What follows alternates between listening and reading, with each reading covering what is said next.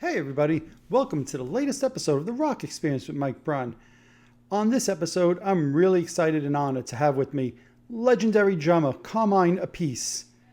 Carmine will share with us the exciting new release coming out, Guitar Zeus, the 25th anniversary, and then we'll jump in and talk a little bit about his time playing, recording, and writing with Rod Stewart, playing on Paul Stanley's 1978 solo album, writing songs and recording with Vinnie Vincent, and so much more. Carmine will also share with us his thoughts about does he think Kiss should continue with no original members. I think his response and his comments are going to really surprise a lot of people. There's so much to cover in this episode, so why don't we jump in and let's get started.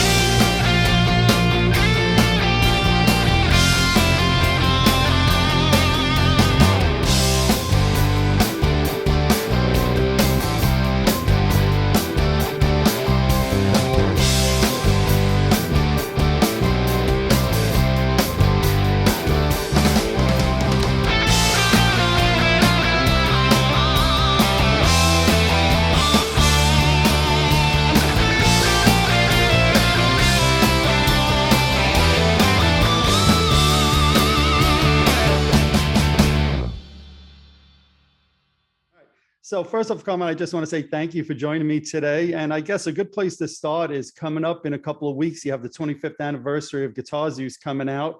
I can't imagine people who are watching and listening to this not knowing what that is, God forbid. But just in case they don't, maybe you just want to give them a little background what that project is. Well, yeah, it's funny but there are a lot of people that still don't know what it is because it was never really released properly here. This might be the first proper release here. I had one a few years ago on Fuel Records. I did a little bit of promotion, but the business was changing. It's very hard to even see if anything's successful. Right, so true. But you don't have radio airplay anymore. You don't have sales in the stores, and it's crazy. With this Spotify and all that crap.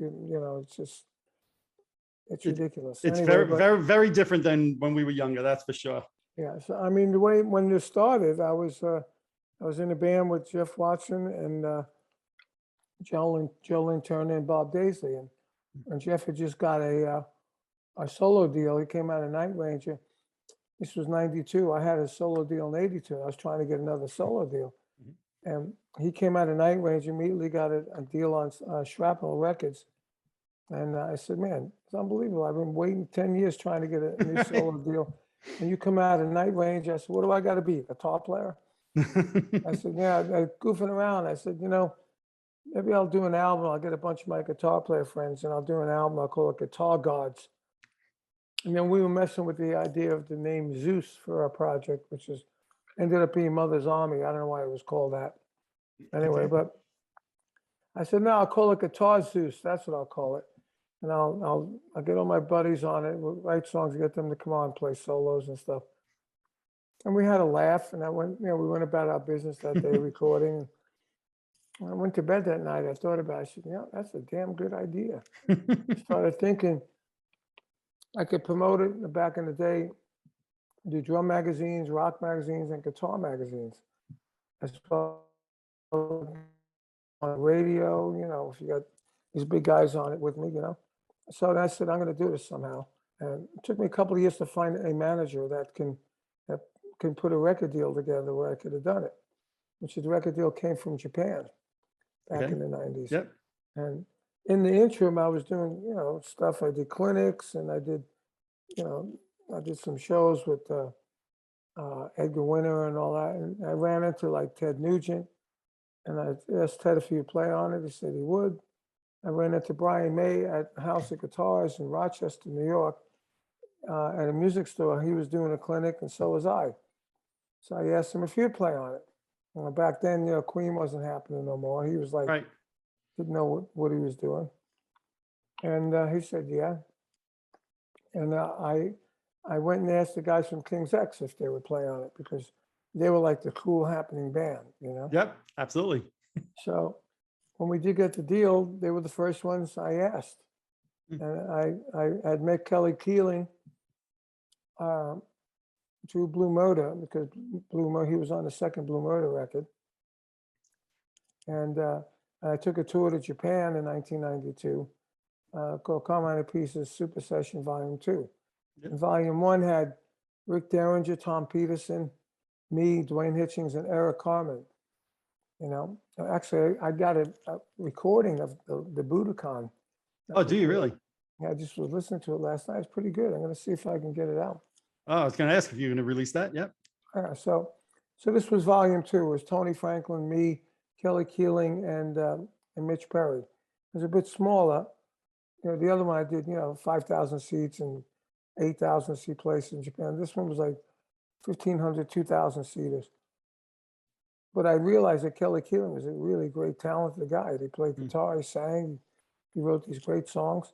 So I asked him if he'd be interested in putting the songs together for this project. And he said, oh, definitely. And he loved Tony's playing and he loved my playing. So that's what we did. We spent time putting the songs together. This guy, Warren, got the deal. Once we got the songs together, we got them recorded on analog. Then I gave Brian like 5 songs to choose from. He picked one.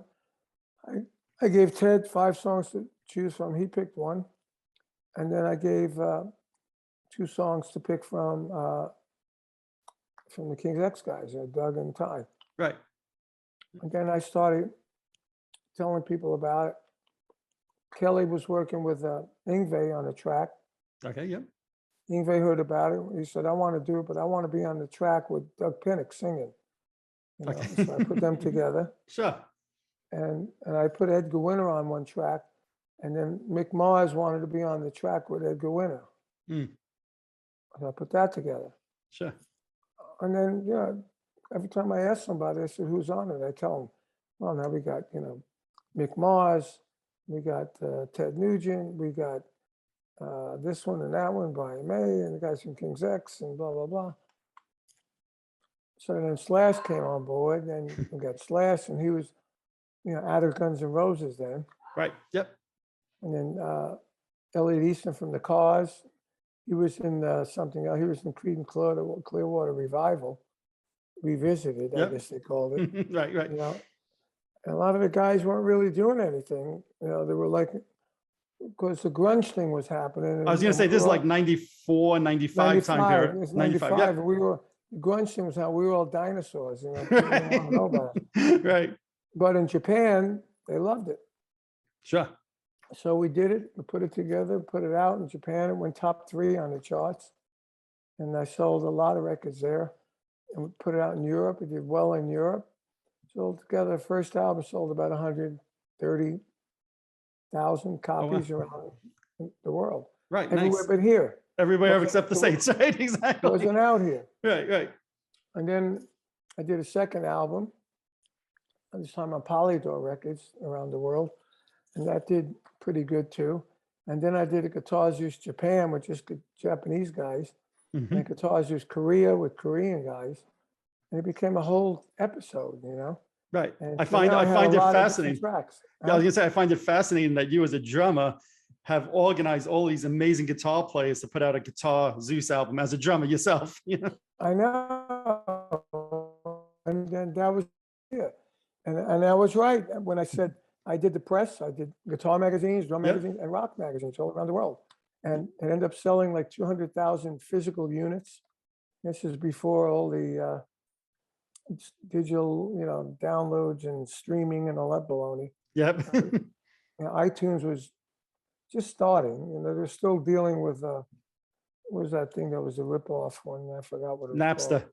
Napster. Yep. Isn't that funny how big Napster was? Now you don't even hear. Now about you it. don't even hear about it. It's non-existent, right? Mhm. Meanwhile, it was all the rage And around they 2000. started all this. They certainly started. did. And Uh-huh. so I mean, what's your take on that streaming versus, physical products? I know when I was talking to Dee Schneider a few months ago, he was like, Useless. buy the physical product because streaming, we make no money from it. No, I'm doing a King Cobra record now, and the Yep. guitar players didn't want to do it because nobody buys it anymore. Right. You don't make any money. You get an advance, and that's it. Yep. So, So true. so I had to get two other guys. I got Carlos Cavazzo from Quiet Riot Oh, nice. and Rowan Robinson from Dio. You Oh, know, very nice. When can we expect to see that?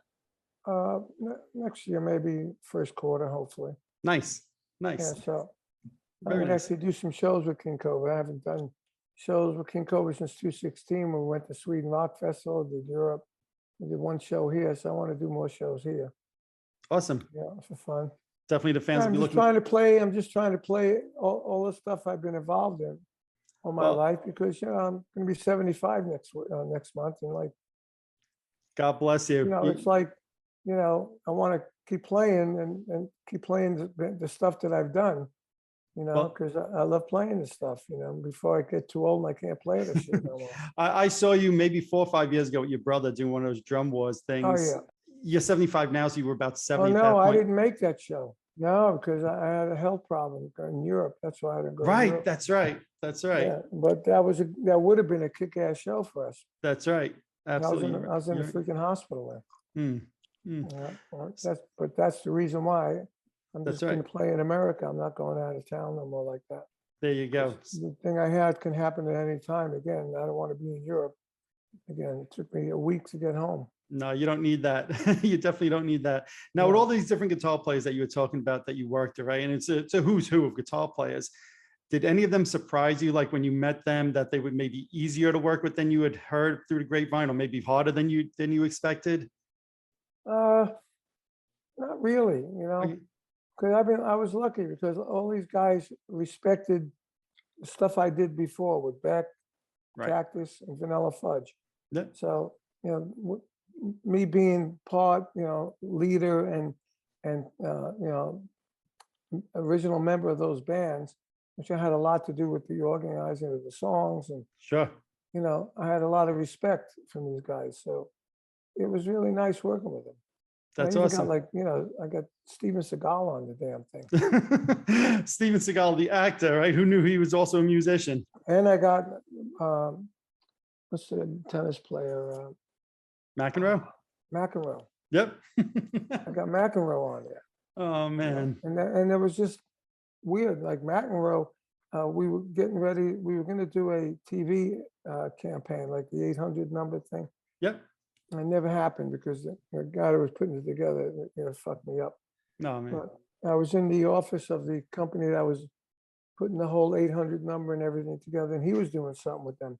Okay. And I got introduced to him. He said, "Oh man," he said, "Man, I'm a guitar player. I'd love to be on that." I said, "You're a guitar player?" Right. I said, "Yeah." I said, "Well, let me see what I could do." Right. I talked to my engineer. He said, "Yeah, we can overdub him over the mix and just put him into the mix if he's not doing anything that difficult." Right. Right. Nice. So we did that. So in the song called Stash, he's going like bomb, Okay. bomb, bomb, and Uh-huh. doing a couple of little fills here and Right. there, That's awesome.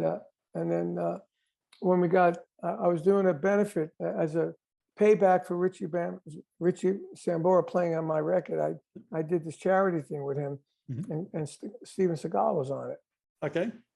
and Richie, introduced me to Steven Seagal and told me about the album. And Steven said, "Oh man, is there any room for me? I'd love to play on it." He says, "I love playing blues." Hmm. Richie says, "Is he any good?" He goes, "Yeah, he plays all right, Okay. So we were already done with all the tracks and everything. Missed him. So I said, "Well, what could I do?" So I was going to put Seymour Duncan, who's, you're a guitar player, you know who Seymour Duncan is. Hmm. And he's a great player. He Right. plays with his fingers, really a great player. Sure.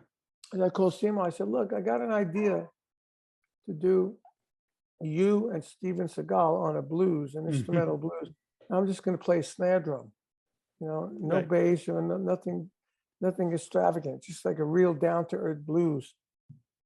Are you up for that?" He goes, "Sure, let's do it." Right. Very cool. So, Very cool. so we had, I can't remember if first I put Seymour down first, Okay.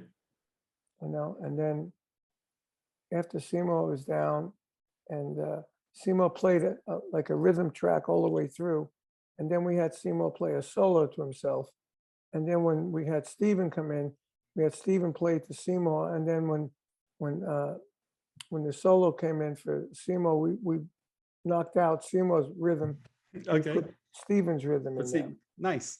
Very Yeah. cool. So came up with it. So we call it the GZ Blues. There you go. And you mentioned Richie Sambora, and like you said, he's on the album. And I think the name of the song is Gonna Rain, if I remember right. Yeah. Right. So, and it's such a cool song. It has like a real 90s vibe to it, almost like a Stone Temple Pilots type of thing. Not necessarily what you think of when you think Richie Sambora and Bon Jovi, but a great vibe song to me. Or Carmine. Yeah, true. Very true. Very when true. we did that album, we wanted to do Blue Murder meets Soundgarden meets the Beatles, Yep. Okay. and that's what we got. I think you Kelly accomplished it. Keeling was great melody guy, and with my experience of songwriting and arranging for Fudge and all that, we came up with a great song. Like that song there was great. I had two snare drums that I used. I used I don't know what it was called, a Vic Firth. It was like a big like wire brush, like the brushes, but they were bigger. I taped two of them together. So whatever I played on this snare drum, it would echo on the other snare drum. Oh, wow. Neat. And that's what that beginning of that thing is. Okay. And when it came out, I said, wow, this is badass. Right. That's awesome. That's very awesome. Now, the version that's coming out now will also have a couple of new songs on it. And I know you just recently released Mystified with Tommy Thayer from Kiss. So talk about that song. When was that written and when was that recorded? Well, that was recorded back in the day, 1995. Oh, wow. And it was sitting on a 24-track tape with the other song, Surrender, which has my kid from Kodiak. They're like a Van Halen band. Okay. He plays like Van Halen. So I wanted to put him on it to give him a shot in the business, give him a bit of a boost in his name. Yep. He's a great player. So he played on that one.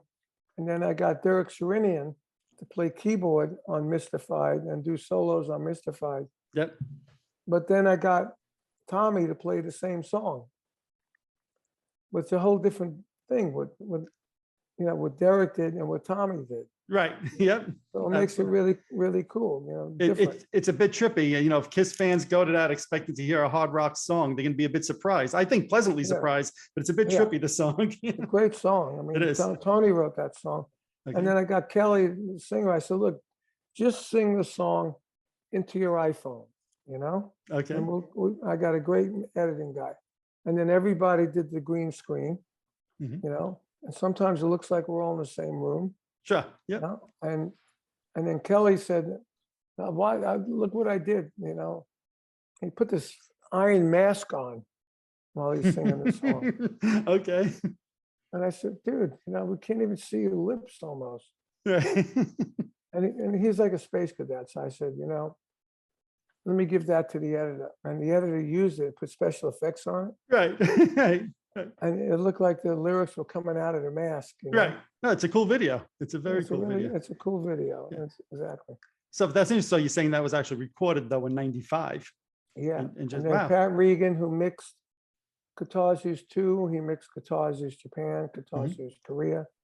He mixed that, and he mixed the other new songs. And the other newer song is one with Bumblefoot. Yep. I forgot what's the name of that one. I just went blank. Whatever it is, I'm trying to think off the top of my head. Yeah. I can look it up now. I'm sorry. That's okay. My age starts hitting me when I start thinking of stuff, and I think about something else, and I said, "What was I just thinking about?" Hold on, Mother Space. Okay. Yep. Yeah. That was done by a Jersey guy, mixed by a Jersey guy, Steve Diacutis, and then it's a song called Angels, which was got Cha from Japan. He's like the Jeff Beck of Japan. Okay. Nice. And that's fairly new one. And the other new one was the one with John Noram's on. It's called Nothing. Nice. Yep. And I actually wrote the riff to that because we use special tuning on this album. Okay. We use D, D, E, E, E, D. Okay. Right? Okay. Play a bar one finger. It sounds awesome. So I wrote the riff for that. Nice. Using that tuning with one finger. Okay.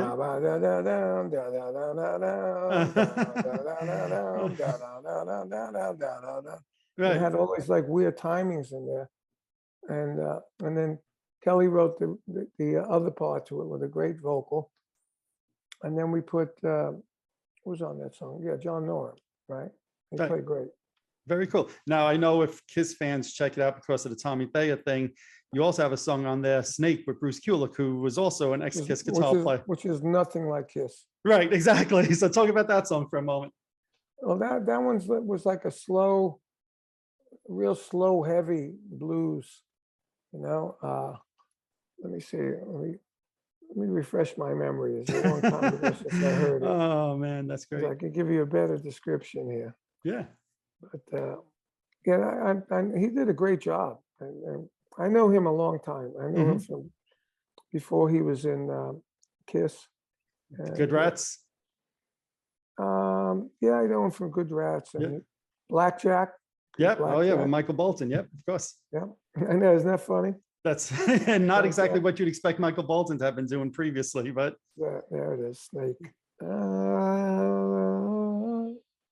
Yeah, very heavy. It's slow. Down, down, down, down.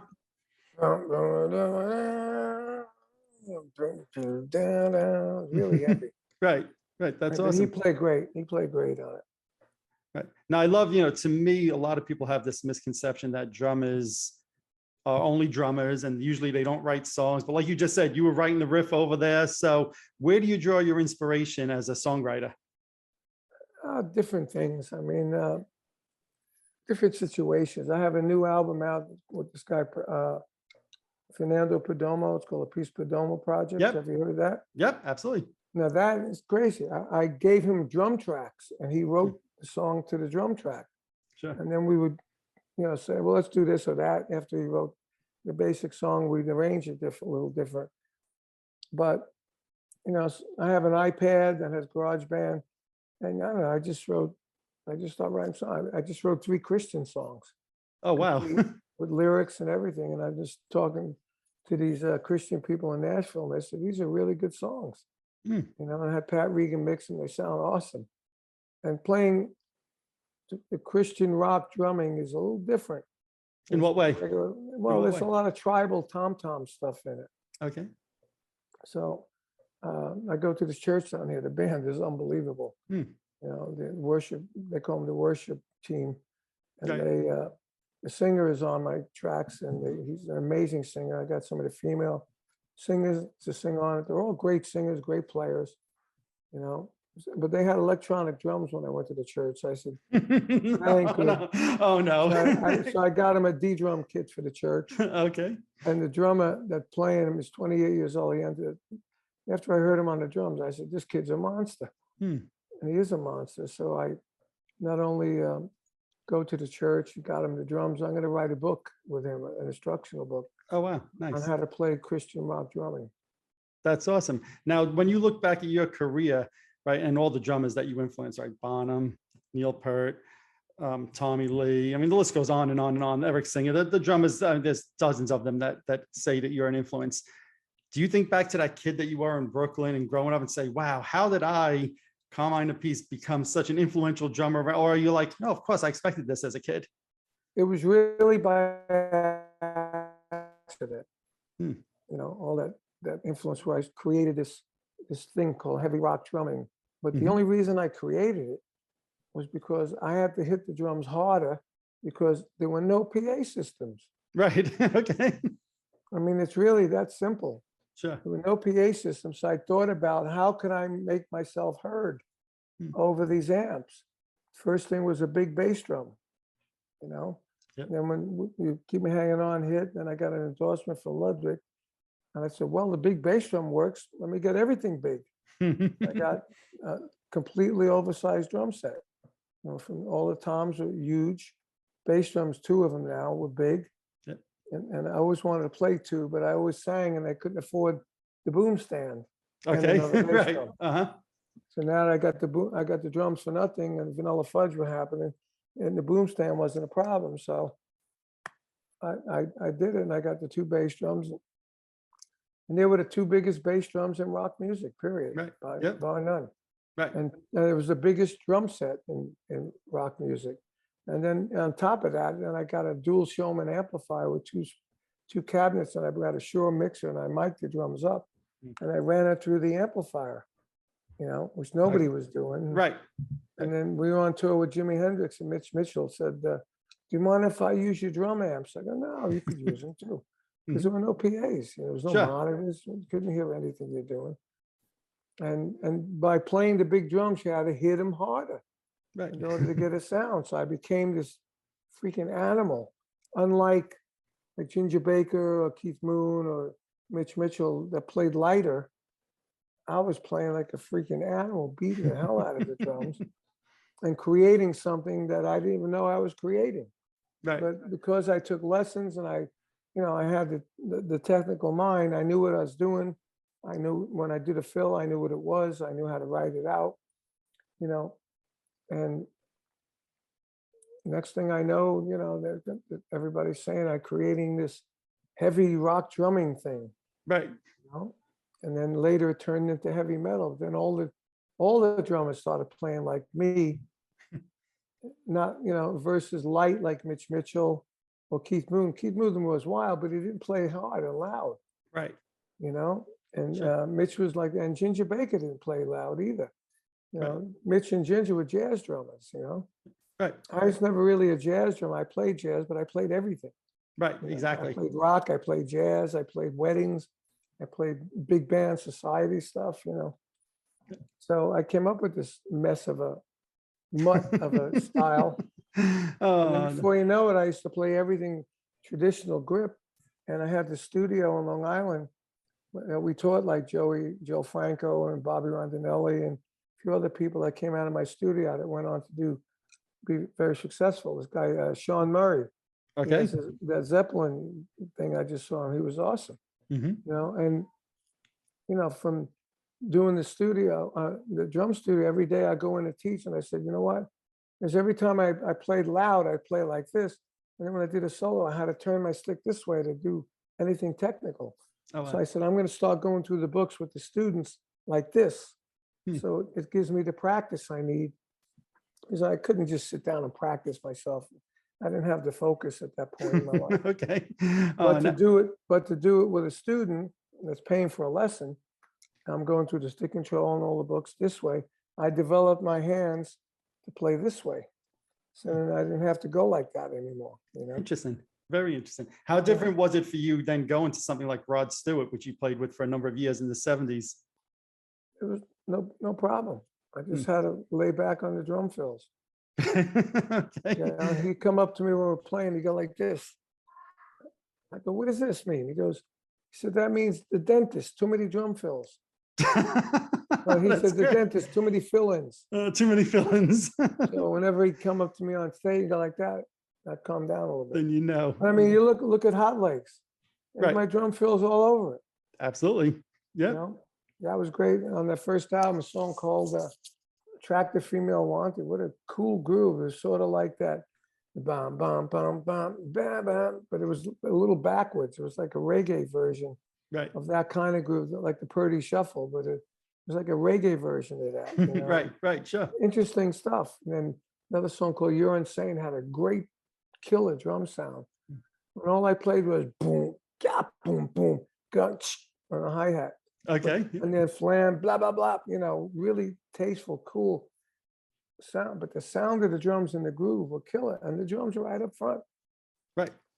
Now, I mean, a lot of the songs we did Standing in the Shadows of Love, had a solo on Rod's album, Right. Yep. And, obviously. It was easy. Yeah. Okay. Well, that's good.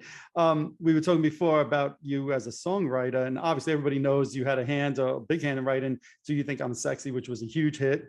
Also Young Turks, which is a huge hit. Yeah. Talk about though the songwriting aspect for you and what your contribution was and how that came to be. I majored in music in high school.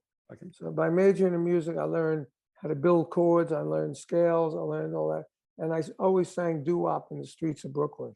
Okay. Yeah. So I was in these singing groups that had no music. We'd always chime off, da, da, da, da, and then that's the key we sing in, So I had that experience of singing and learning how to play, like we had an organ in our house. from the high school major in music, I would go home and play songs. And then I'd play chords, and I started writing, just chord things. Sure. First song I wrote was a song. It had a descending chord pattern, and I always played it. And eventually, I put it on an album I did with me and Rick Derringer. Okay. I can't remember the title, but I had that for a long time. And then, I played guitar a little bit. I played bass. So you got the iPads now with the GarageBand. You can play all the instruments. It's a lot easier. Yep, it's a lot easier. I got tons of songs on there that I've been using. This instrumental album I did, we had Do You Think I'm Sexy done as a reggae, instrumental reggae. Yep. I wrote it on the iPad first, Oh, wow. So that's a great record, Energy Overload. It's a kick-ass record. Yeah, and anyway, I was gonna say you've actually with Rod, he said, I want a song like Missing You, like the Rolling Stones. Yep. So I said, okay. So I had a keyboard in my house and a drum machine. I took the tempo from the Rolling Stones. I think it was 120. And I just started playing these chords that I liked. And then I came up with a bunch of different chords I liked. And then I said, well, this sounds pretty good. But let me go into my buddy Dwayne's house, who has a studio. He plays keyboards. He got a drum machine, a proper drum machine. Let's go screw around with that. So I did that. And Dwayne came up with another little piece of it, which actually became the bridge. Okay. So then when we put it together, it sounded good. It sounded like a good demo. So when we presented it to Rod, I think we're the only ones that had that kind of good demo. And he loved it. So we did it. Right. And then he put lyrics on it and melodies. And then we recorded it with 3 guitars, bass, drums. Dwayne played synthesizer. And that's it. And it had a big rock sound to it. And then Tom Dowd said, all right, now I'm going to go to work on it. He put on women singing the line, way up high, really high. Put an orchestra playing that stuff. He got Tom Scott on there, and then he put David Foster when he was a session man. Yep. And then it's like all of a sudden it went from 124 track. So drums always took up like 13, 14 tracks. Okay. So you had 24 tracks. So, you put 3 guitars and you put a bass and keyboard, and it gets filled up fast. Absolutely. Yeah. So he brought in another 24 track. Before you know, we had 48 tracks going. Oh, wow. So when he mixed it, the basic sound shrunk. The basic sound, hold on. Yeah, sure. Okay. A snake is going off.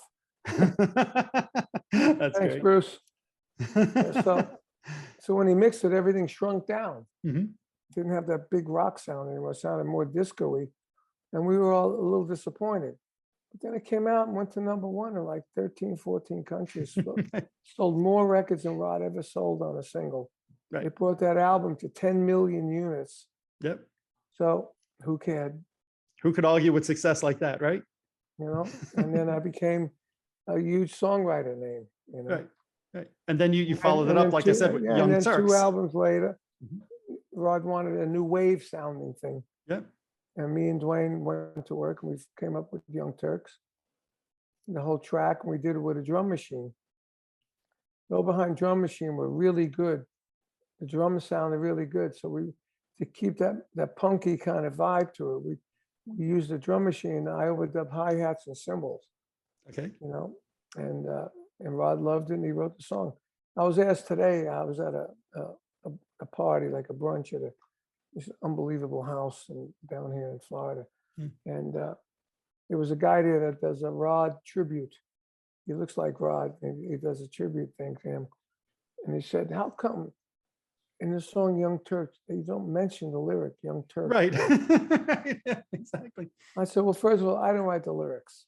Okay. Second of all, it was about a guy who was a young Turk.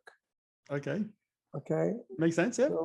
So it was, when you listen to the lyrics, if you know what the definition of young Turk is, of a young Turk, you know that this was a young Turk. It was like a rebellious kind of guy. Right. Makes sense. So Rod used the name to not be in the song on purpose. Okay. So people would talk about it. Right. So that's why he called it Young Turks. That makes a lot of Wow, sense. I never thought of it like that. I said, and we've done songs like that now. When I think about it in my life.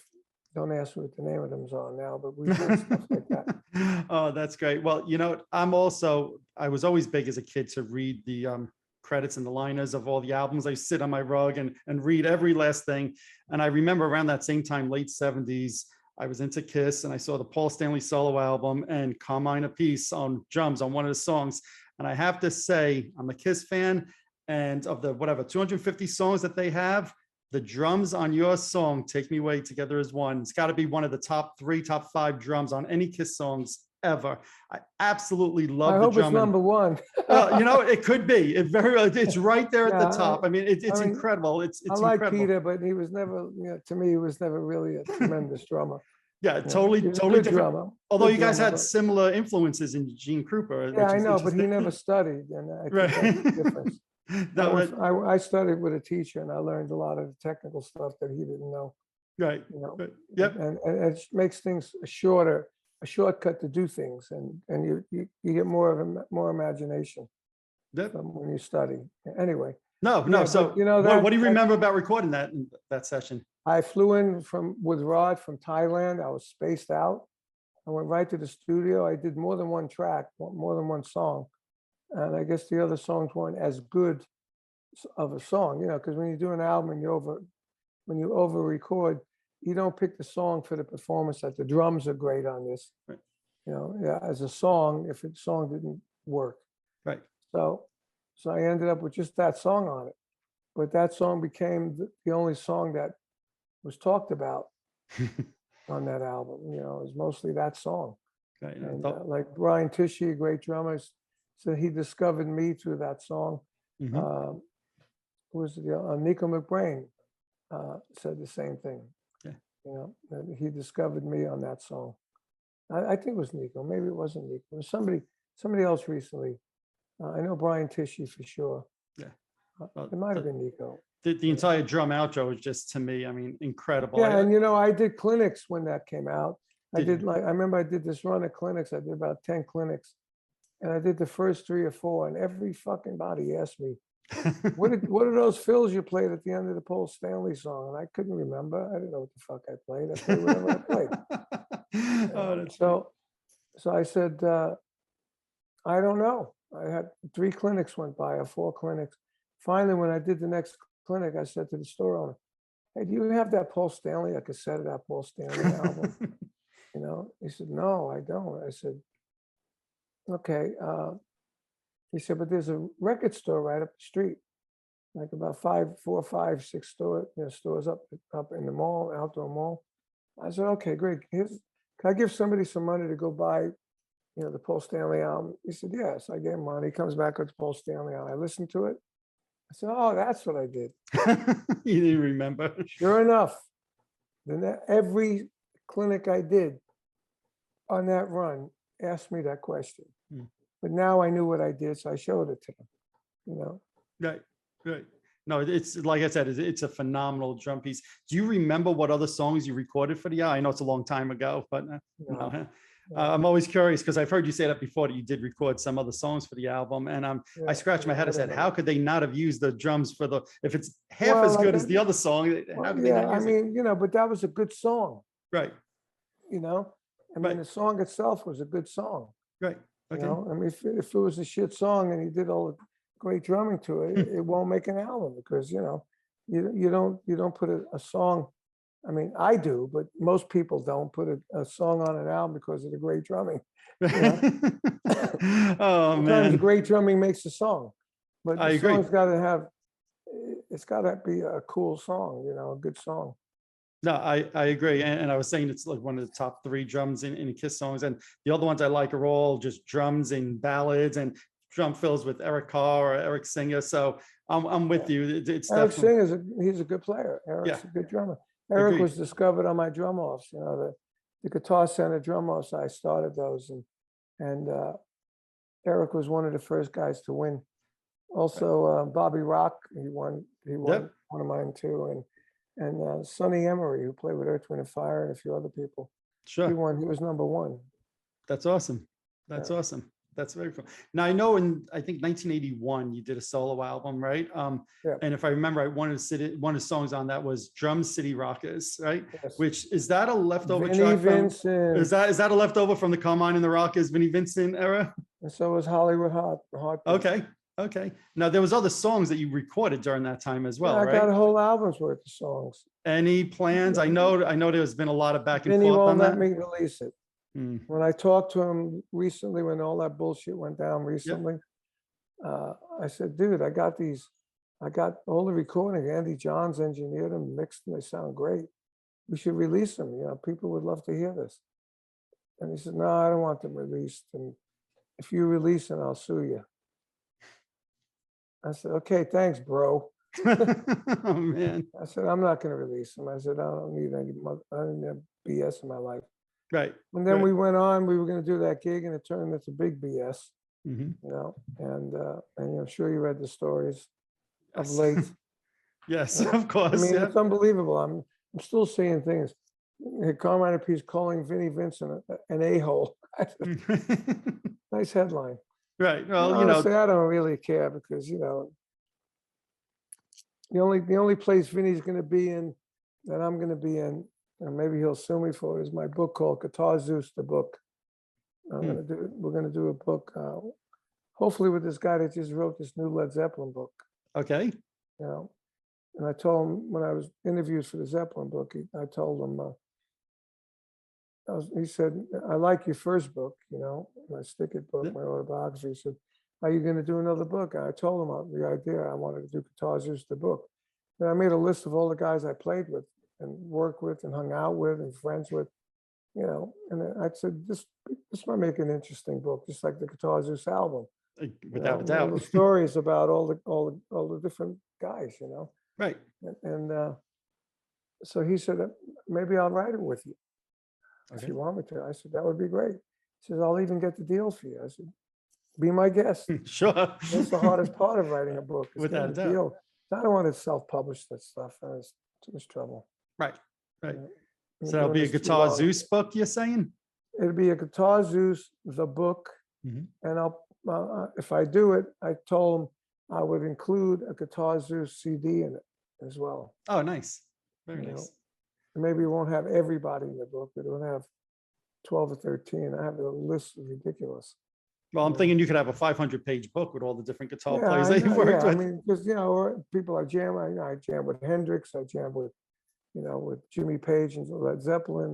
You know, I mean, it's just a lot of great stories, you know. Without a doubt. Now, you mentioned before the different headlines that have been around for the last couple of weeks Yeah. that you've been involved in. I saw one of them said, you know, you warned Paul Stanley and Gene Simmons not to work with Vinnie Vincent back did. in. So my thought when I read that is, you know, if you felt like that, why did you agree to work with him? And we know it didn't work out in 2019. What were Because your thoughts? 25 years went by. Makes sense. Yep. That's what I figured you would say, but I was curious. And I don't hold a grudge. Yep.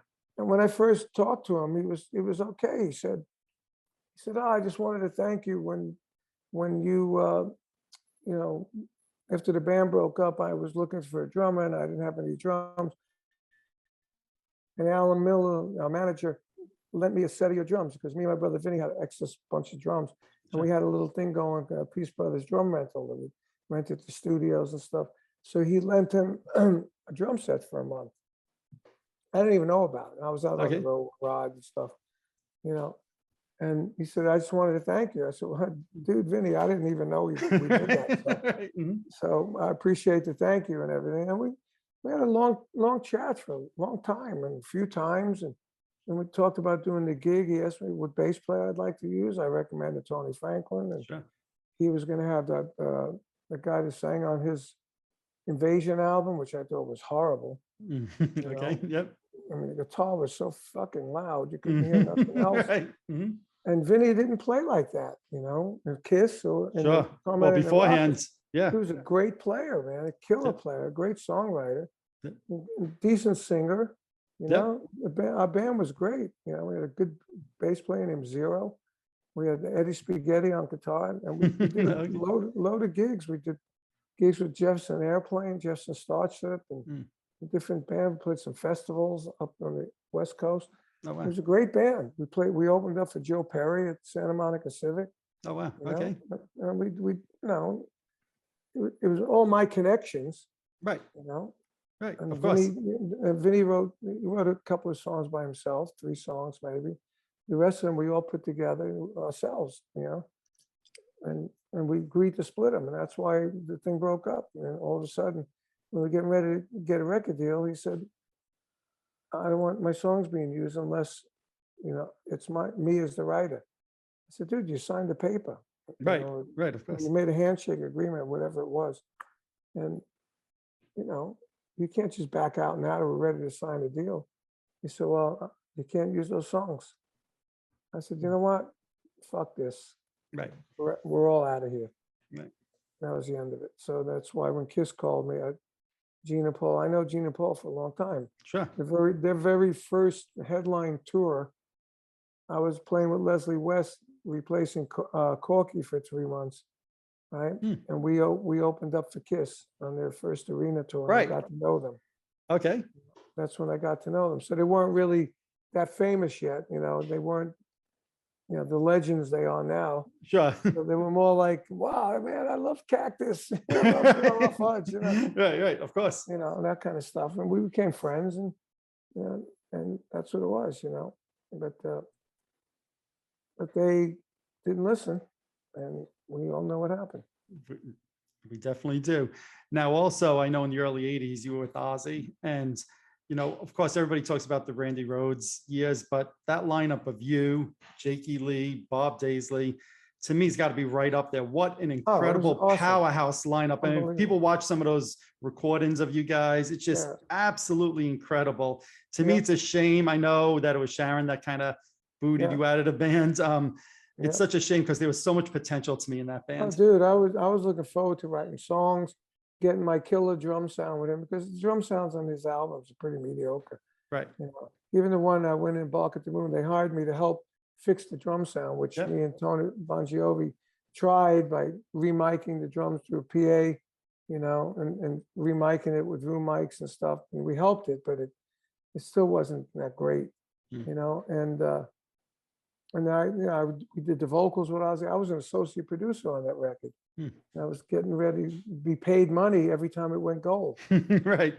And it went gold a lot of times. I lost a lot of money with that. And then, between that and when she said, "Your name is too big, we need more of a sideman. You need to start your own band." I said, "Oh, fuck, man." Really? And I started King Cobra. We did okay. But, I enjoyed headlining arenas with, most of my career up into those points where I was headlining, arenas my whole career. Right. Right. Now, what was it like for you with, like you were saying, Rod Stewart was like, less drum fills. What was Ozzy like? Ozzy was Sharon. Okay.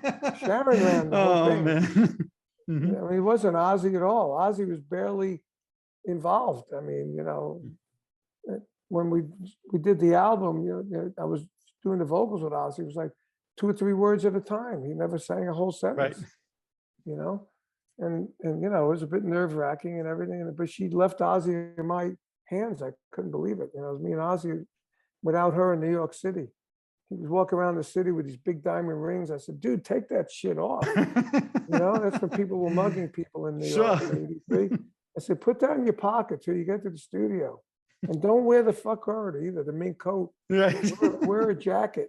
So I'm from New York. I know what goes on there. Of course. And couldn't believe she left him in my custody, basically.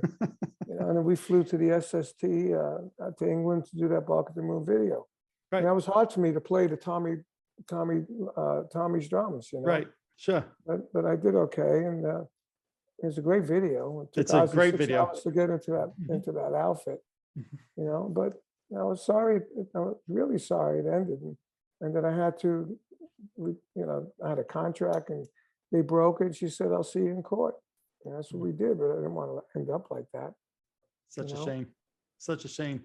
Now, obviously, this past weekend we know that there was the Beatles documentary on TV, and even going back to your Vanilla Fudge days, right? There was the Beatles. You did some Beatles covers. Did you see anything of the Get Back documentary that was premiered this past weekend? No, I didn't. Oh, okay, yeah, it's a great. It shows that Where is it? it's on. It's streaming on Disney Plus, and it is obviously everybody knows the Let It Be movie that came out whatever 30, 40 years ago. Yeah. This is 8 hours of footage of them recording the Let It Be album. Of course, it's got songs from Abbey Road. It's got some of the solo songs. I was curious to see if you've heard that, but obviously, No, I didn't see it. You know, I've been pretty busy with recording and all that, and the holidays and everything. Yep, You know? of course, absolutely. Now, Vanilla Fudge, I think you guys released a song, if I forgot timeline, right, a few months back, right? So what's the status of Vanilla Fudge? Well, we're touring. We're still touring. We're waiting for shows to come in. Supposedly they're working on for next year. Okay. And we did release "Stop in the Name of Love." It was going to be an album called Supreme Fudge, and we did one track, and we got Tim on it, and then COVID hit. That was the end of that. So it turned into a single, and then Tim passed away. But we did another first. We're the first band from 1967 to release brand new product with all original members. Incredible, right? Right? Nobody else did that. That's a great point. Yep. So, and then Tim passed away.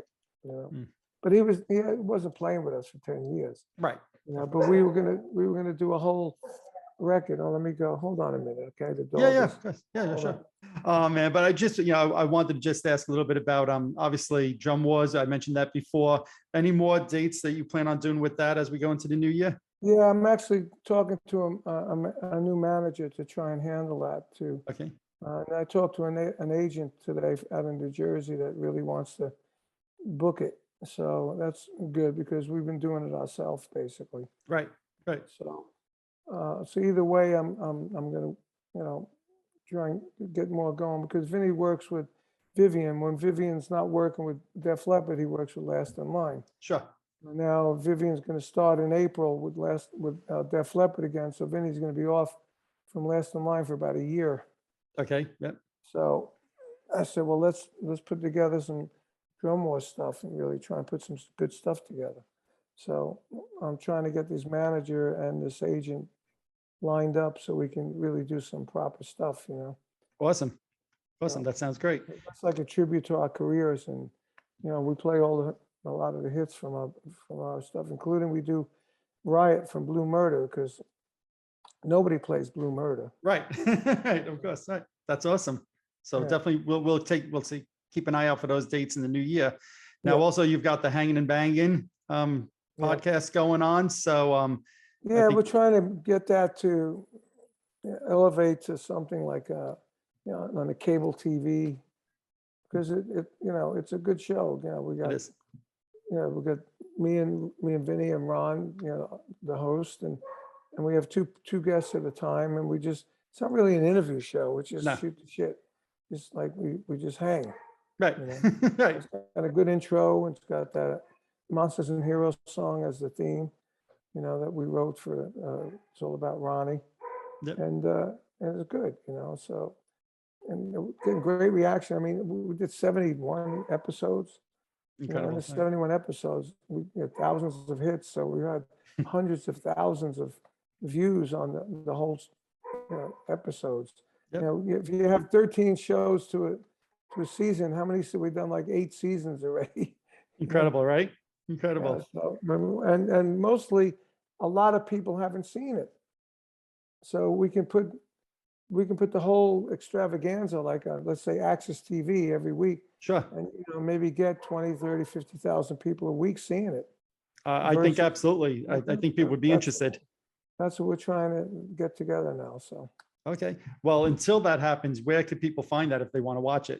Well, they can watch it on Carmine Appice official Facebook, on YouTube, Vinnie Appice and his Facebook for now, and it's doing okay.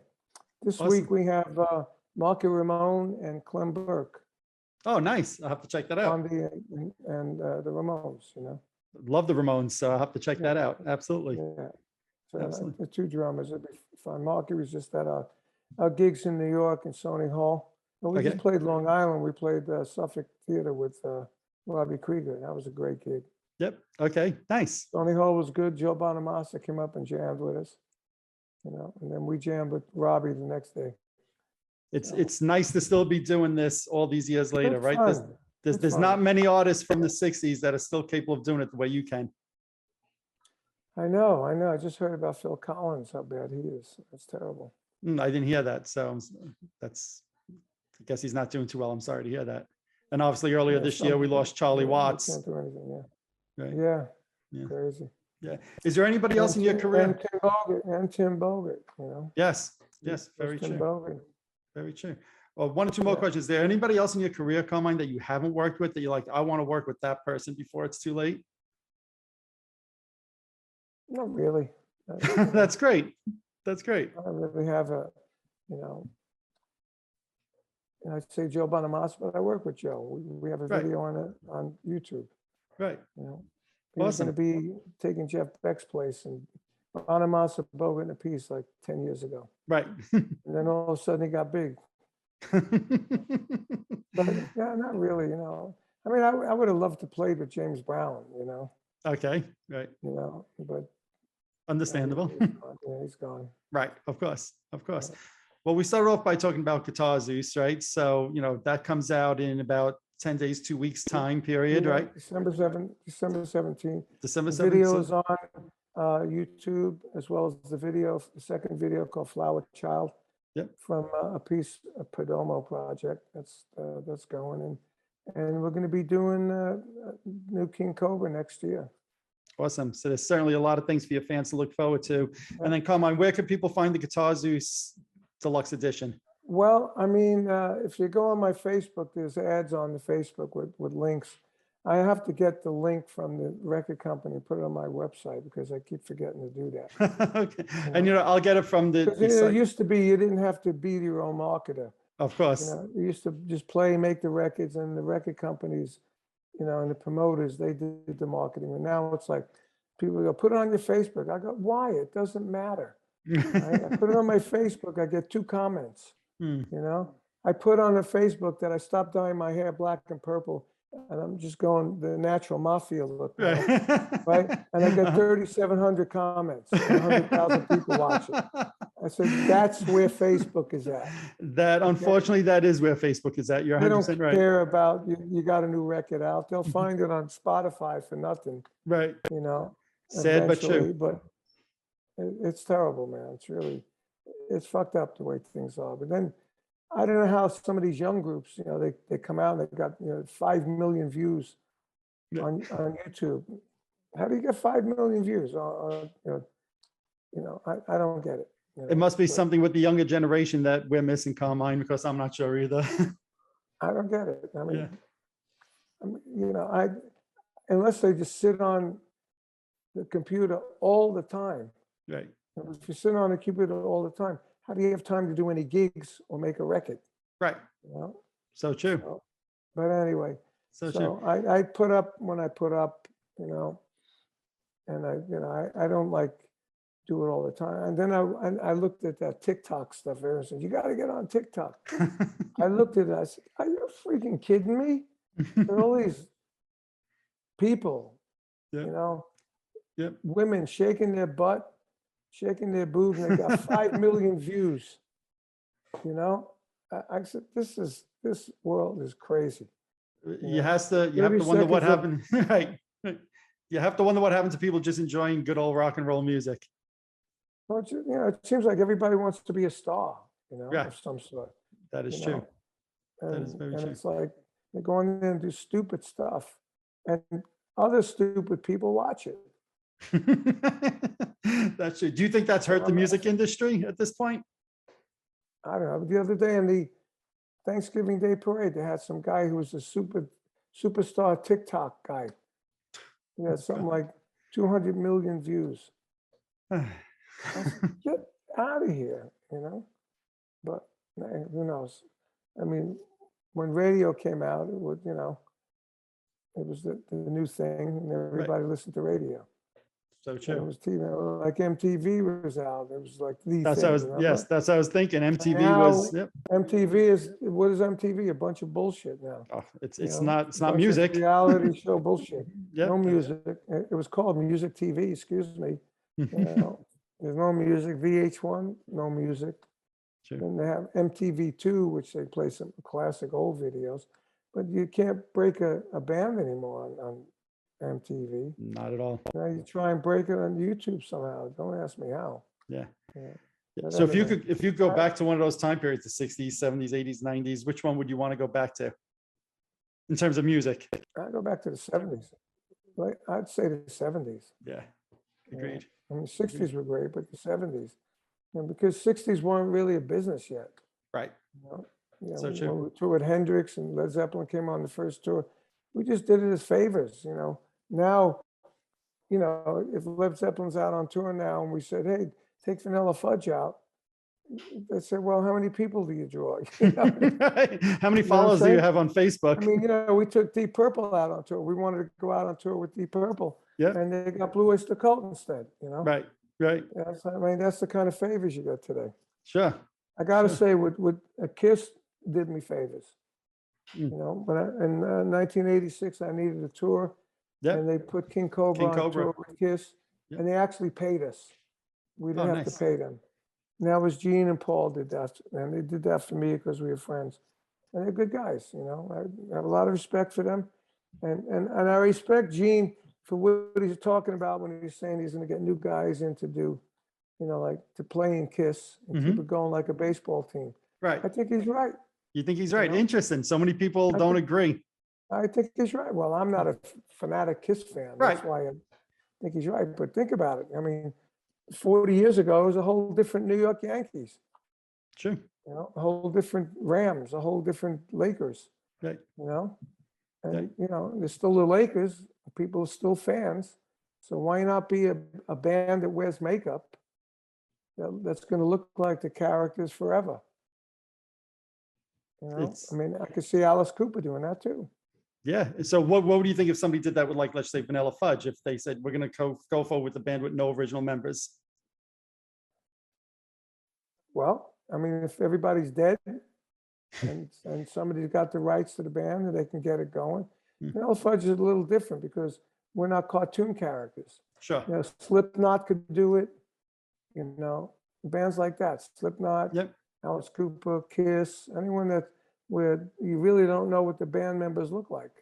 That's true. You know, That's very true. Anybody could do that if they're big enough and they have a following. They can do that. Yeah. Well, I think Kiss is going to try it, so we'll see how successful that becomes. You know what? It's going to be fine. I guarantee it'll be fine. You know why? Because eventually the big Kiss audience is going to die off. Mhm. And the next generation is going to grow up as Kiss, going to Kiss shows. I don't know if they're going to sell the records, many records, but it's just going to be like a show. You know, like Hair or Jesus Christ Superstar. Hmm. You know, they do it all around the world. Different people playing it. True. You know, it's going to be the same thing. And I wouldn't be surprised if they do a Japanese Kiss show. Hmm. You know, a Interesting. European Kiss show. You know, it don't even have to be the same guys. You know? That's an interesting concept. I'd never thought of that one. Yeah, me neither. I just thought of it now. Well, you better market it before Gene hears about it. It's okay. Hey, Call you know, Gene, tell him I have a business deal. I did an event the other day in Buffalo, New York, in a bookstore. I sold books and signed autographs, and they gave me a Gene Simmons root beer. Okay. Yep. I said, "Oh, I didn't know he had root beer." Yep. Did you know he had root beer? Yes, because I did an event of his 2-3 years ago, and he had cola, diet cola, root beer, and cream. I think, if I remember right. Yep. I love Gene it. Simmons I money love bag Gene. soda. Well, he can make money I from love- anything, right? I love Gene. Well, yeah, when you're that big, you got money to invest and stuff, you can do that. Yeah, and he certainly knows how to make a headline, because God knows we've seen that Rock is Dead headline 1,000 Yeah. times over. And You know what? He's right. so you think he's right about that? Sure he is. I tend to Yeah. agree with you. I tend Yes, to I agree. mean, what's new? There's no new rock icon. Show me a new rock icon drummer, a new one. Yeah. Show me a new icon guitar player, icon singer.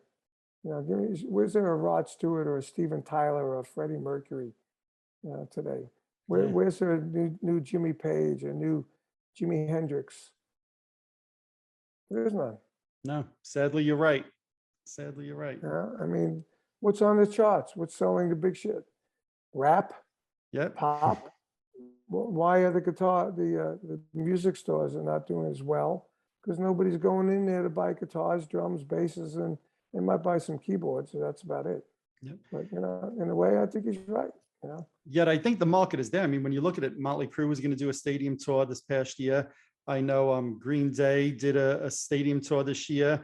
There's, I think, a market for rock music, but for whatever reason, the labels aren't gravitating to it.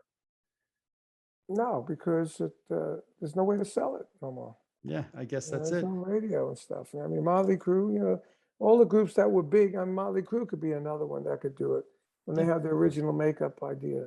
Yeah, They could keep it going. Because Mick Mars has health problems. absolutely. Unfortunately. And but anyone that was big like Kiss and big like Van Halen and big like all the big guys, they're still big. They still got their audience, especially from the 80s, because they're not that old yet. But Yep. when that audience gets older, they're not going to be going to show like Vanilla Fudge size audiences. Like the Stones, they got the old audience and they got new ones. Right. Because they're the Stones, the Beatles, like that kind of stuff. Right. But, like everyone says, hey, did you go see the Stones? Not really. I saw them in the 80s. I'm sure they're not going to be as good as they are now. There's really two guys left that are in the Stones. Sadly. And, they're 80 years old. And they didn't move around and do a lot anyway in the first place. True. So I said, I've seen them already. Carmine, thank you so much for all your time today. I appreciate it. Guitar Zeus, go check it out, everybody who's watching. Carmine, thank you so much for your time. Best of luck and have happy holidays. You too, man. All right, take it easy. Bye-bye. Alrighty, there you have it. I'd like to thank Carmine for spending so much time with me, sharing so many great stories about his career, as well as some insights on the great 25th anniversary of the Guitar Zeus album, the limited edition box set to be released in December 2021. I highly recommend you guys go check it out. It's a bunch of great songs with a bunch of great guitarists. I think you guys are going to really love it. If you're watching this on YouTube, hit that subscribe button below. If you're listening to one of my podcasts, subscribe over there as well. Also, head on over to Facebook and follow my page, The Rock Experience with Mike Brunn, where each and every day we talk about all the rock and roll music that you love. You can also follow me on Instagram and Twitter as well. That's it for this episode. Thanks for watching. Thanks for listening. See you all next time.